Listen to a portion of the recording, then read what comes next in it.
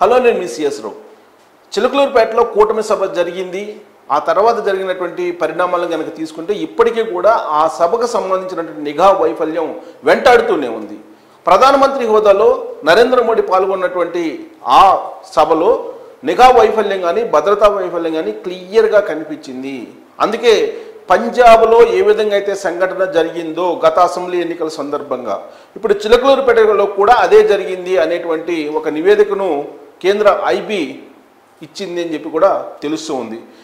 గత అసెంబ్లీ ఎన్నికల సందర్భంగా పంజాబ్లో నరేంద్ర మోడీ దాదాపుగా సెక్యూరిటీ కోల్పోవడం జరిగింది. అప్పుడు ఐబీ ఎంటర్ అయింది. ఐబీ ఎంటర్ అయ్యి ఒక నివేదికను ఇచ్చింది. ఆ తర్వాత పంజాబ్లో ఉండేటువంటి పోలీస్ బాస్తో పాటు అనేక మంది పోలీసుల్ని బదిలీ చేసింది. అలాగే సస్పెన్షన్ వేటు కూడా వేసింది. అయితే చిలకలూరుపేటలో జరిగినటువంటి సభ, ఆ సభలో వైఫల్యం ఎవరిని బాధ్యులు చేయాలి అనే దాని మీద చర్చ అయితే జరుగుతుంది. తెలుగుదేశం పార్టీ ఇప్పటికే ఎన్నికల కమిషన్కి కంప్లైంట్ చేసింది.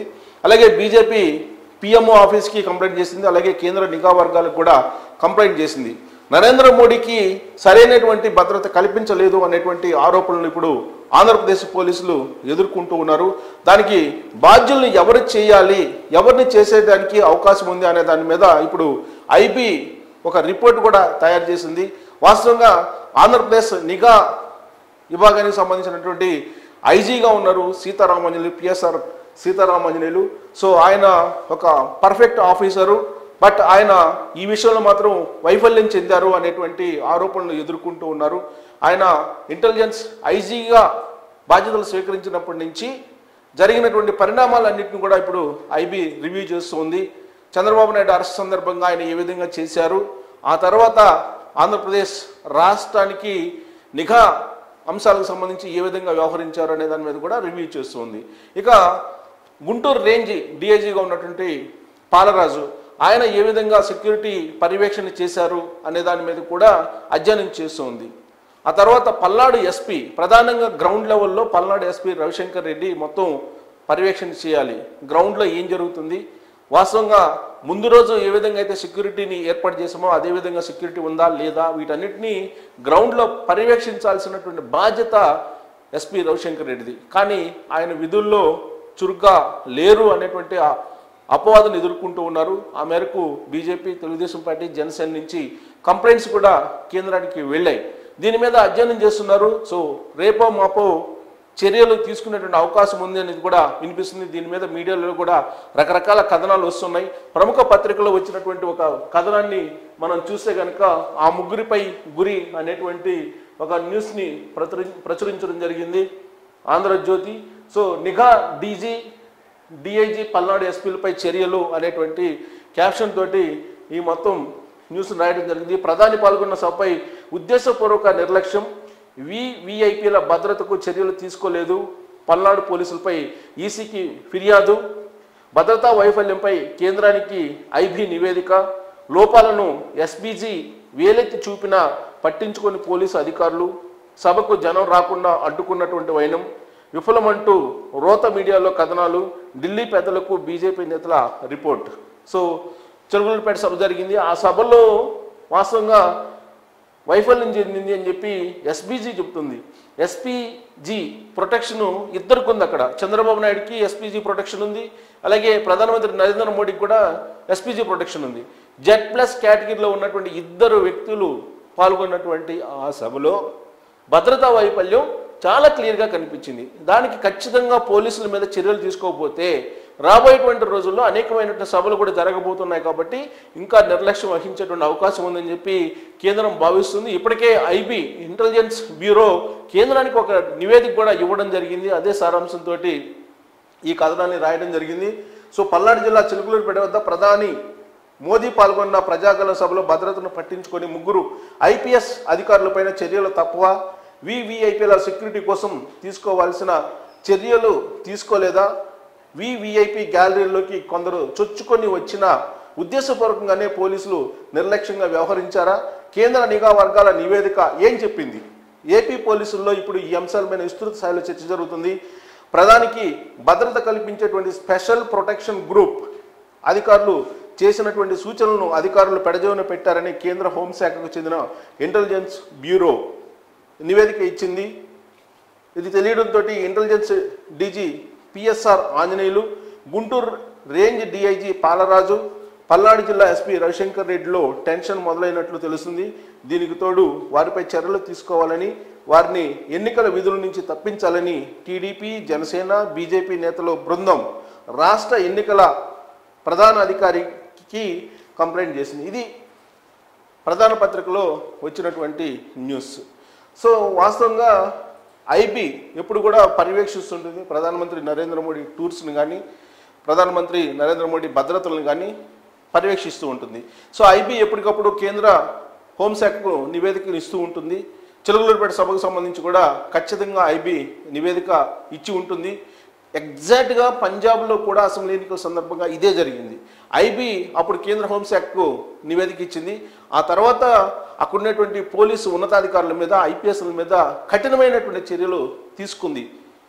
సేమ్ ఇప్పుడు కూడా ఆంధ్రప్రదేశ్లో అదే జరగబోతుంది అనేటువంటి ఒక చర్చ అయితే పోలీసు వర్గాల్లో చాలా సీరియస్గా నడుస్తూ ఉంది.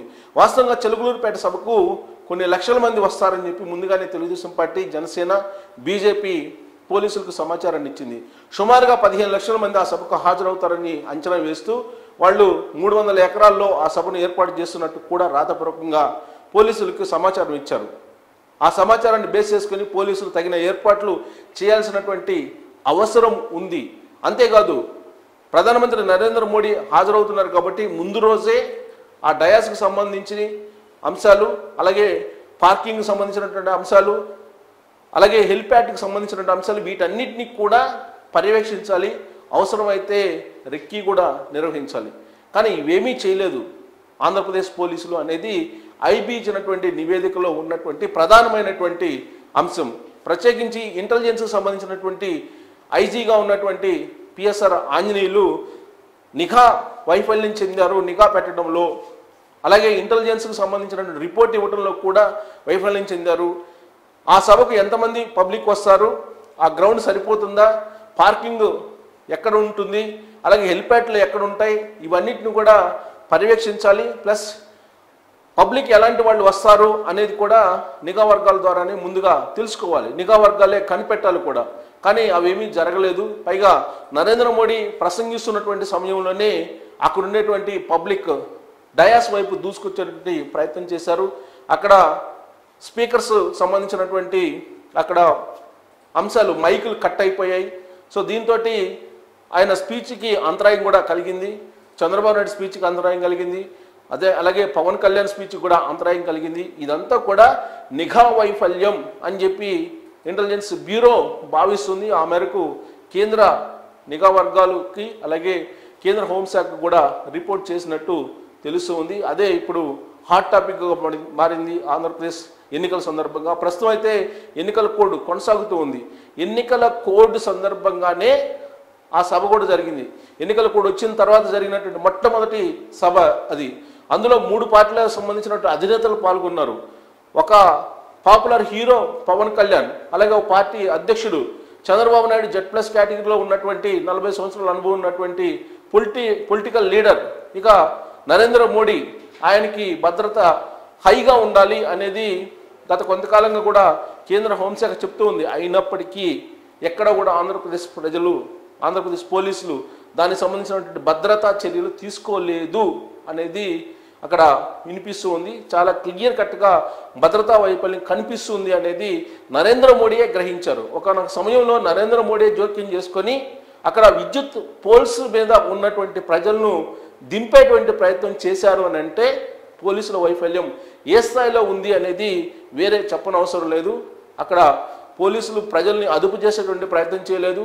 పైగా నాయకులకు భద్రత కల్పించేటువంటి ప్రయత్నం కూడా చేయలేదు. ఆ సభకు సంబంధించినటువంటి మొత్తం రూట్ మ్యాప్ కానీ, బ్లూ ప్రింట్ కానీ, దాని మీద సమీక్షించడం కానీ ఏమీ జరగలేదు అనేది ఐబీ ఇచ్చినటువంటి రిపోర్ట్లో ఉన్నటువంటి ప్రధాన అంశంగా ఉంది. దాంతో ఇప్పుడు ప్రధానంగా 3 ఆఫీసర్లని బాధ్యులుగా చేసేటువంటి అవకాశం ఉందని చెప్పి ఇప్పుడు కేంద్ర నిఘా వర్గాల నుంచి అలాగే ఢిల్లీ నుంచి అందుతున్నటువంటి సమాచారం. వాళ్ళల్లో ప్రధానంగా నిఘా చీఫ్గా ఉన్నటువంటి ఐజీగా ఉన్నటువంటి పిఎస్ఆర్ ఆంజనేయులు, అలాగే పల్నాడు ఎస్పీ రవిశంకర్ రెడ్డి, గుంటూరు రేంజ్ డిఐజీగా ఉన్నటువంటి పాలరాజు, ఈ ముగ్గురిని బాధ్యులు చేయాలా, లేదంటే ఆంధ్రప్రదేశ్ పోలీస్ బాస్గా ఉన్నటువంటి రాజేంద్రనాథ్ రెడ్డి మీద చర్యలు తీసుకోవాలా అనే దాని మీద చాలా విస్తృతంగా చర్చ జరుగుతుంది. సో ఢిల్లీలో జరుగుతున్నటువంటి కసరత్తు దాని ఫలితం ఏమొస్తుంది అనేది ఇప్పుడు పోలీసులు ఆసక్తిగా చూస్తున్నారు. ఆంధ్రప్రదేశ్ పోలీసుల మీద మాత్రం ఖచ్చితంగా కఠినమైనటువంటి చర్యలు తీసుకునే అవకాశం ఉందని చెప్పి ఢిల్లీ నుంచి ఖచ్చితంగా సమాచారం అందుతుంది.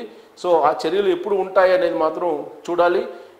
సో కొన్ని రోజుల్లో ఉంటుందా, లేదంటే ఎన్నికల సందర్భంగా ఉంటుందా అనేటువంటి ప్రశ్న వేసుకుంటే ఇప్పుడు జనసేన కానీ, తెలుగుదేశం పార్టీ కానీ, బీజేపీ కానీ ఎన్నికలు సజావుగా జరగాలంటే వైఎస్ఆర్ కాంగ్రెస్ పార్టీకి లేదా జగన్మోహన్ రెడ్డికి అనుకూలంగా వ్యవహరించేటువంటి పోలీస్ ఆఫీసర్స్ని పక్కకు తప్పించాలి అనేటువంటి ఒక కంప్లైంట్ మాత్రం ఎన్నికల కమిషన్కు ఇవ్వడం జరిగింది.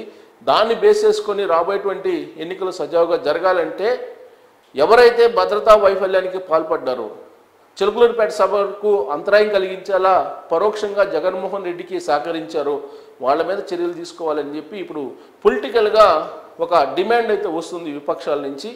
దీని మీద అసలు ఏం జరిగింది అనేది ఐపీ కూడా ఒక రిపోర్ట్ ఇచ్చినటువంటి క్రమంలో ముగ్గురు ఆఫీసర్స్ మీద చర్యలు తీసుకునే అవకాశం ఉందని చెప్పి పోలీసు వర్గాల్లో చర్చ జరుగుతుంది.